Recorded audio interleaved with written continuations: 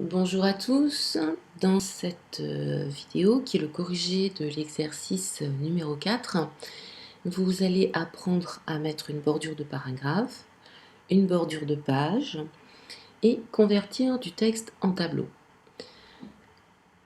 Parfois, lorsqu'on veut convertir du texte en tableau, ça ne fonctionne pas tout à fait comme on le souhaiterait. Donc je vais vous montrer une petite astuce afin de voir quel est l'élément qui coince. Comme d'habitude, ne connaissant pas le document, j'ai affiché les marques de paragraphe. Je suis dans Insertion, je retourne dans mon ruban Accueil. Syndicat d'initiative de Bellevaux, c'est centré et c'est en gras avec une bordure de paragraphe. Pour pouvoir faire une bordure de paragraphe, il faudrait que ici, à la place de ce petit symbole qui est le retour à la ligne, que j'ai une marque de paragraphe. Donc je vais effacer ce symbole et je le remplace par un paragraphe en appuyant sur la touche Entrée. Puis je sélectionne la ligne, je vais ouvrir les options de bordure qui se trouvent à ce niveau-là dans la petite flèche.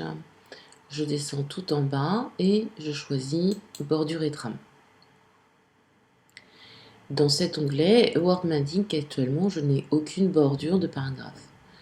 Je peux choisir soit encadrement, mais ce n'est juste qu'un indicateur, ou utiliser les nombreux styles qui sont présents dans cette partie de mon écran et je vais descendre dans les styles pour trouver le modèle qui me conviendrait le mieux. Je clique dessus. Dans la partie droite de mon écran, j'ai un aperçu du rendu. C'était ce que je souhaitais. Alors je lui dis OK, mais au passage, remarquez que si je le souhaitais, je pourrais également changer la couleur de cette bordure. Je reviens en automatique. Je dis OK. Puis je centre mon texte dans la page. Je le passe en gras. À présent, je vais m'occuper de l'adresse de Madame Sandrine Le Gall. Alors, son nom est également en gras. Je le sélectionne par la marge. Je clique sur gras. J'ai besoin que son adresse soit à la droite de ma page. Mais si là j'utilise les retraits, je vais avoir un petit souci puisque la date n'est pas un paragraphe. Je me mets à côté du B, j'appuie sur la touche d'effacement, le texte remonte et j'appuie sur Entrée. Je vais faire la même chose pour le texte qui est en dessous, immobilier location, puisqu'il ne fait pas partie du paragraphe de la date. Je remonte, je fais Entrée. Ainsi, je pourrais intervenir sur mes différents paragraphes de façon individuelle.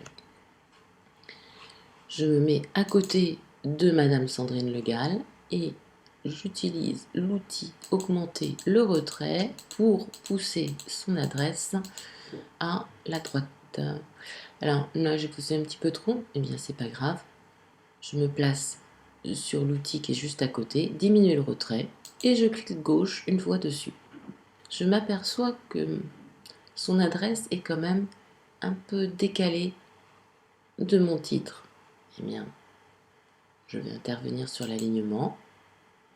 Tout en bas, je lui demande ajouter un espace avant le paragraphe. Bellevaux, le 30 août 2014, est en gras et souligné. Immobilier location également. Je sélectionne les deux par la marge, je les mets en gras et je clique sur l'icône de soulignement.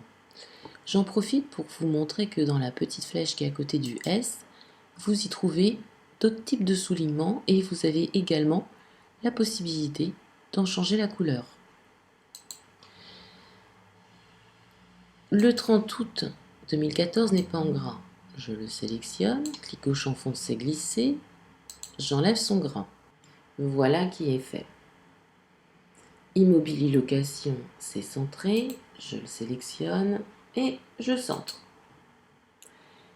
J'en profite pour ajouter un espace avant le paragraphe, donc avant immobilier, puisque la date et cet intitulé ont un espace nettement important.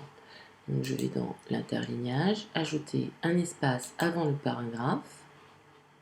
Et celui-ci, si je lui ajoutais un espace après le paragraphe, vous voyez, je place mon curseur après le 4.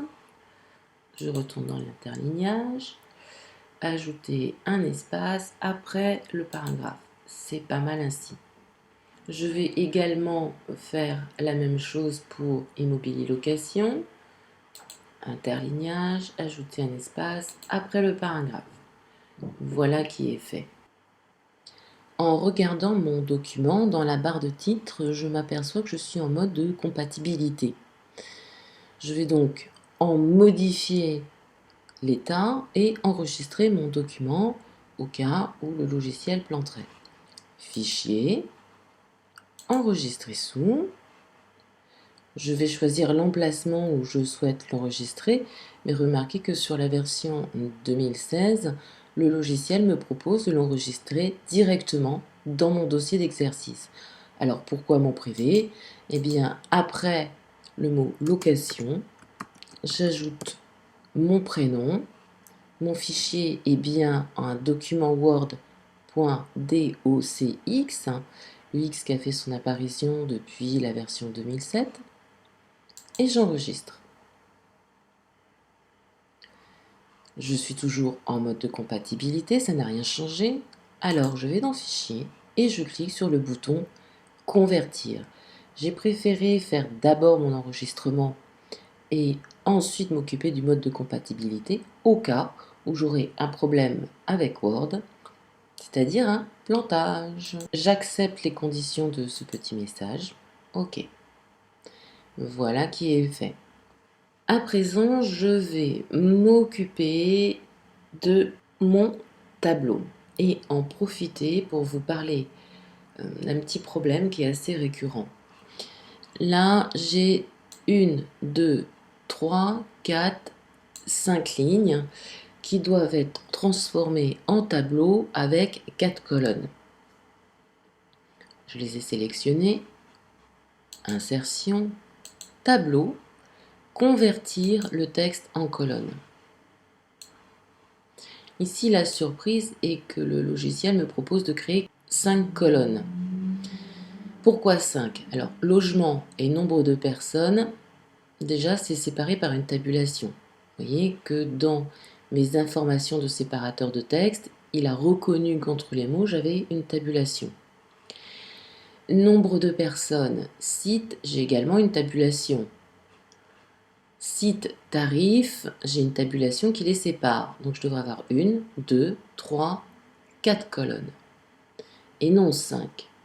Au préalable, j'ai identifié les éléments qui me causent des soucis. Les 2 lignes où il y a le mot duplex. Comment je les ai identifiés? Eh bien c'est simple. Regardez, je fais annuler. Je sélectionne que ma première ligne. Tableau, convertir le texte en tableau. J'ai bien une proposition de 4 colonnes. Par contre, si je sélectionne cette ligne et que je lui demande la même chose, là, Word me propose de créer 5 colonnes. Je dis annuler et je vais me placer après le X du mot duplex, puisque je sais que le problème vient de là. Avec la flèche de déplacement de mon clavier, j'appuie une fois sur la flèche qui pointe vers la gauche. Je reviens en appuyant une fois sur la flèche qui pointe vers la droite, ainsi je m'assure que mon curseur est positionné, mais vraiment juste après le X. Parce que regardez, je vais mettre un espace, et surprise, j'ai une deuxième flèche de tabulation. Il arrive fréquemment que dans des documents, on ne voit pas ces petites flèches. C'est très piégeant. Alors, c'est une petite astuce qui peut vous permettre de vous en sortir. Je n'ai plus qu'à me déplacer après cette flèche, avec la flèche de déplacement qui pointe vers la droite, et j'appuie sur la touche d'effacement et ah, surprise, le logiciel vient de m'enlever également ma tabulation. Je rappuie une fois sur tabulation. Je vais faire la même chose pour mon autre ligne de duplex. je me place après le X, je puis une fois sur la flèche du clavier qui pointe vers la gauche, de nouveau une fois sur la flèche qui pointe vers la droite, et j'appuie sur la barre d'effacement. Même problème. Allez, encore une petite fois, je vais me déplacer au clavier avec la flèche qui pointe vers la droite de façon à être après la touche de tabulation. J'appuie sur effacer et j'efface mon petit point. Cependant, ma flèche de tabulation est bien existante. Regardez, je vais mettre un espace. Elle est bien là. Donc, parfois, Word nous joue de sacrés tours. Puis je vais resélectionner l'ensemble du texte que je veux voir en tableau, tableau, convertir le texte en tableau. J'ai encore un problème, il me propose toujours 5 colonnes. Alors je vais lui dire annuler et on va voir ce qui se passe. Je me demande si ça vient pas de là. Allez, je fais la même manipulation que tout à l'heure, je me mets entre le S et le E. De nouveau après le S, espace. Non, le problème ne vient pas de là. Voyons au-dessus. Je me mets après le Z. Hop, la petite flèche qui pointe vers la gauche. La flèche qui pointe vers la droite, un espace. Je n'ai pas de problème là non plus. Eh bien, je crois que je vais tous devoir les vérifier un à un. Ou individuellement. Logement, tableau, convertir le texte en tableau, 4 colonnes, c'est bon. Chalet, tableau, convertir le texte en colonne, 4 colonnes, c'est bon. Duplex, tableau, convertir le texte en colonne, 5 colonnes. Comme Word me dit que c'est cette ligne qui passerait en 5 colonnes, je vais voir un peu comment il réagit. Donc je sélectionne cette ligne, insertion, tableau, convertir le texte en tableau, 5 colonnes, je dis OK. Eh bien, il semblerait que mon problème soit entre le mot duplex et 6 personnes. J'annule mon action et je vais y regarder d'un petit peu plus près en zoomant. Je vais refaire la même manipulation que tout à l'heure. Je déplace ma souris entre le E et le X. Je la remets après le X. J'appuie sur la barre d'effacement. Effectivement, j'ai bien 2 symboles de tabulation. Alors, je vais lui effacer avec la touche supprimer cette marque de tabulation. Et je vais retenter l'expérience. Je sélectionne, insertion, tableau, convertir le texte en tableau.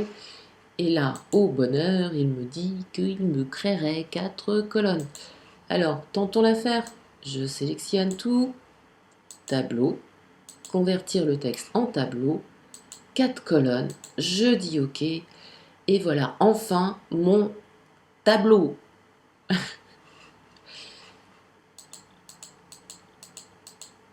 Je m'empresse de sauvegarder en cliquant sur la disquette et je retire cette surbrillance de texte que j'ai mis sur les lignes qui me causaient de soucis. Accueil. Ce petit outil, j'ouvre un petit menu et je lui demande aucune couleur. À présent, je n'ai plus qu'à mettre en forme ma ligne de titre. Et je mets ma souris à côté de la première ligne. Clic gauche, elle est sélectionnée entièrement. Dans mes outils de tableau, dans l'onglet Création, je vais trouver dans Trame de fond une couleur à appliquer.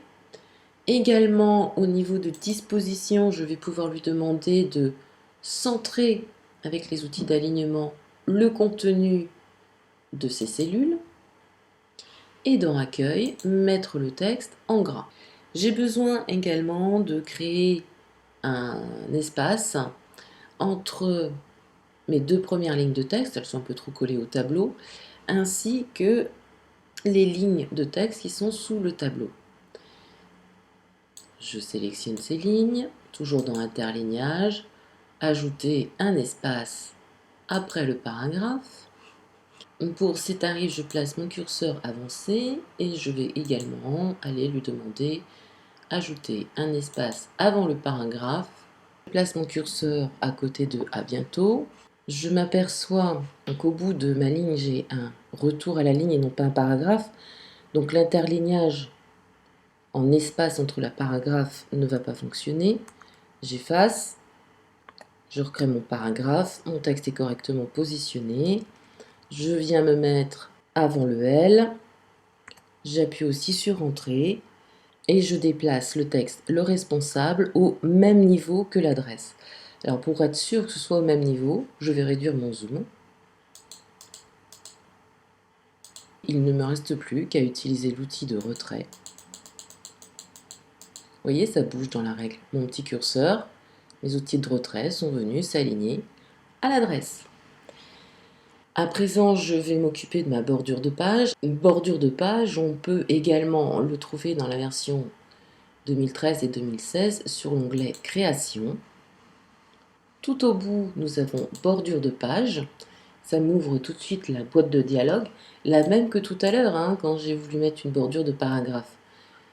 Mais on y accède par deux endroits différents. Je vais choisir motif et chercher mes petits sapins. Vous voyez où je clique? J'ai mes sapins. Comme je veux mes sapins que sur la partie gauche de ce document, je clique aux endroits où je ne veux pas les voir apparaître dans la fenêtre de l'aperçu.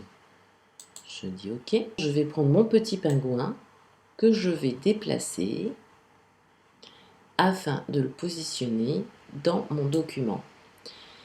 Au préalable, j'ai modifié l'habillage de cette image. Je vais vous expliquer comment le faire dans l'exercice numéro 3. J'ai besoin d'ajouter plus d'espace pour que ma date ne soit pas sous mon image. Donc je me place avant le B et j'appuie plusieurs fois sur la touche Entrée. Je vais également mettre mon texte en justifié. Je sélectionne le texte, accueil, alignement justifié et je fais également la même chose pour mon dernier paragraphe. Justifié. Je n'ai plus qu'à m'occuper de la numérotation de ma page. Donc je vais dans Insertion. Là, je demande numéro de page, bas de page. Et dans la liste qui m'est proposée, je vais descendre tout en bas, choisir dans la catégorie page X sur Y, page 1 sur 1. Vous voyez que dans ce menu, vous avez différentes propositions. Je vous laisse les tester. Voilà, mon numéro de page est inséré, mais comme je le veux à droite, eh bien, je vais dans Accueil et je lui demande Alignement droite. Pour désactiver l'affichage de l'entête et du pied de page, je peux double-cliquer dans la partie blanche de ma page, dans le corps de ma lettre, ou aller dans mes outils entête et pied de page. Cliquer sur Création, demander, fermer l'entête et le pied de page. Il ne me reste plus qu'à centrer les textes qui sont dans mon tableau. Je sélectionne les différentes lignes voyées par la marge. Je peux également demander de centrer le texte par l'onglet Accueil et le groupe paragraphe. Je ne suis pas forcément obligée de passer par les outils de tableau. Je désactive mes marques de paragraphe. Je désélectionne mon tableau en cliquant dans la partie grise de mon espace de travail et je constate le beau résultat. Voilà pour cette vidéo qui, j'espère, va vous aider à réaliser cet exercice et répondre également à certaines problématiques que l'on a avec des symboles de marque de paragraphe, de tabulation, lorsqu'on veut convertir en tableau. À très bientôt pour la prochaine vidéo.